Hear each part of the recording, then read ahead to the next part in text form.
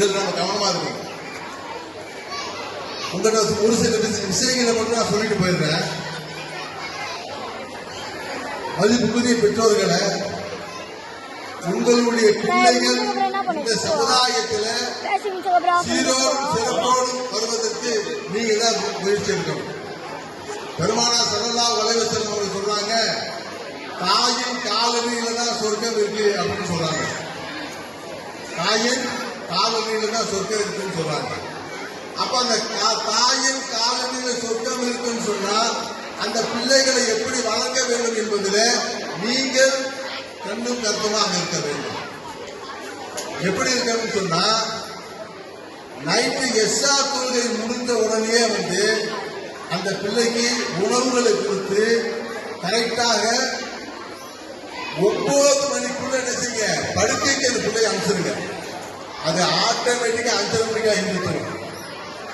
அப்படி எந்திரிக்கலைனாக்க நம்ம என்ன சொல்றோம், எல்லா வீட்டிலும் என்ன செய்யணும், எந்திரி சைட்டா எந்திரி அது இது ஏதாவது சொல்லி கூப்பிடுறோம்.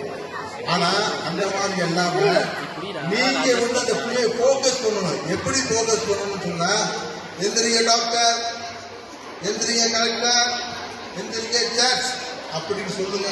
அந்த பிள்ளைகளை அந்த பிள்ளைகள்கிட்ட ஒரு எனர்ஜிக்கு நம்ம கொடுக்கணும். எப்ப எந்திரிக்கும் போது எப்படி கொடுக்கணும், வாங்க டாக்டர், எந்திரிக்க டாக்டர் அப்படின்னு சொல்லி பாருங்க. அந்த பிள்ளைகளுக்கு உண்மையிலேயே ஒரு உற்சாகத்தை உண்டு பண்ணும். அப்ப அந்த பிள்ளை என்ன செய்ய, ஒரு சிறப்பான பிள்ளைகளா உருவாவதற்கு தாய் காரணமா இருப்பார். அதே மாதிரி நம்ம என்ன செய்யணும், உணவுகள் கொடுக்க போகும்போது வெறும் அதிகமான தயிர் சாதத்தை நீங்க கொடுங்க. இல்லைன்னா சாப்பாடு சொல்றானே நினைக்க வேணாம். அதிகமான தயிர் சாதத்தை நீங்க கொடுங்க. அது உங்க பிள்ளைகளுக்கு எதுவாக இருக்கும். அதே நேரத்தில் உங்கள் பிள்ளைகள் நீங்க ஸ்கூல் விட்டு வெளியே வந்தவுடனே, வீட்டுக்கு வந்தவுடனே நீங்க கேட்கக்கூடிய கேள்வி அப்துல் கலாம் அவங்க தாயார் கேட்டாங்க, நீ என்ன கேள்வி கேட்ட மிஸ்ஸிட்ட என்ன கேள்வி கேட்டுன்னு கேட்டாங்க. அது மாதிரி நீங்க உங்க பிள்ளைகளை கேளுங்க, நீ மிஸ்ஸிட்ட என்ன கேள்வி கேட்ட, மிஸ் உங்களுக்கு என்ன சொல்லி கொடுத்தாங்க அப்படிங்கிற மாதிரி கேளுங்க. உங்கள் பிள்ளைகள் ஒரு சிறந்த பிள்ளைகளாக வருவதற்கு ஒரு வாய்ப்பு. இரண்டாவது உங்க பிள்ளைகளை இருக்க போகும்போது நீங்க மொபைலை பார்த்துக்கிட்டு இருந்தீங்கன்னா பிள்ளைய கெட்டு போயிடும். தயவு செய்து நான் சொல்றது கேளுங்க. நீங்க புத்தகங்களை படிக்கிற மாதிரி ஆய்ச்சாலும் பண்ணுங்க. நீங்க படிக்காட்டாலும் பரவாயில்ல, நீங்க படிக்காட்டாலும் பரவாயில்ல. உங்கள் பிள்ளைகள் இருக்க போகும்போது நீங்கள் ஏதாவது ஒரு புத்தகத்தை எடுத்து என்ன செய்யுங்க, ஒரு ஆக்ட் பண்ணுங்க. அந்த பிள்ளைகள் மொபைலை கேட்காது, மொபைல அது கேட்காது. ஆக உங்கள் பிள்ளைகளை நீங்கள் வளர்க்கக்கூடிய முறை யார்கிட்ட இருக்கு, உங்கள்கிட்ட இருக்கு. அதனாலதான் பெருமானார் ஸல்லல்லாஹு அலைஹி சொன்னாங்க, உங்களை சேர்ந்தவர்கள் யார் அப்படின்னு சொல்லும்போது நீங்க கண்ணியப்படுத்தப்படுவர்கள் யார் என்று சொன்னா, ஃபர்ஸ்ட், செகண்ட், தேர்டு தாய் தாய் தாய்ன்னு சொன்னாங்க. அதுக்கு தாப்பன்னு சொன்னாங்க. ஏன்னு சொன்னா தாய் தான் ரெஸ்பான்சிபிலிட்டி, அவதான் பொறுப்புதாரி. ஒரு சமுதாயம் ஒரு சிறப்போடு வாழ்வதற்கு யார் பொறுப்புதாரி, தாய் தான். அதை நீங்கள் எண்ணி பார்க்க வேண்டும். அதற்கு அடுத்தபடியாக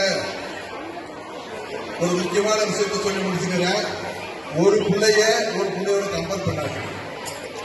பாத்தியாடா, அப்துல் கலாம் எப்படி படிக்கிறான், கணேசன் எப்படி படிக்கிறான், நீங்க இருக்கிறிய அப்படின்னு சொன்னாரு. பாத்தியா, கணேசன் மாதிரி நீட் படிக்கணும்டா, அப்துல் கலாம் மாதிரி நீட் படிக்கணும்டா, அப்படி அந்த மாதிரி ஒரு கோப்புகளை நீங்க கொடுத்து அந்த பிள்ளைகள் என்ன செய்யுங்க, ஒரு உற்சாகப்படுத்த வேண்டுமே தவிர டிஸ்கரேஜ் பண்ணிடாதீங்க. தயவு செய்து உங்களுடைய பிள்ளைகள் உங்களுக்கு எதிர்காலத்தில் மிகப்பெரிய ஒரு சொத்து என்பதை மட்டும் நீங்கள் மறந்துவிட வேண்டாம். நீங்க பிள்ளைகளுக்கு ஒரு உயர்ந்த கல்வியை கொடுப்பதற்கு தாய் தான் முக்கியம். உயர்ந்த கல்வியை கொடுப்பதற்கு தாய் முக்கியம். தாய் மட்டும்தான் பிள்ளைகளை சரியான திசையில் வளர்க்க முடியும். அதற்காக முயற்சியை நீங்கள் செய்ய வேண்டும் என்று கூறி வாய்ப்பளித்த நல்ல உள்ளங்களுக்கு மீண்டும் ஒரு முறை நன்றியை வாழ்த்துக்களையும் தெரிவித்துக் கொண்டு விடைபெற்று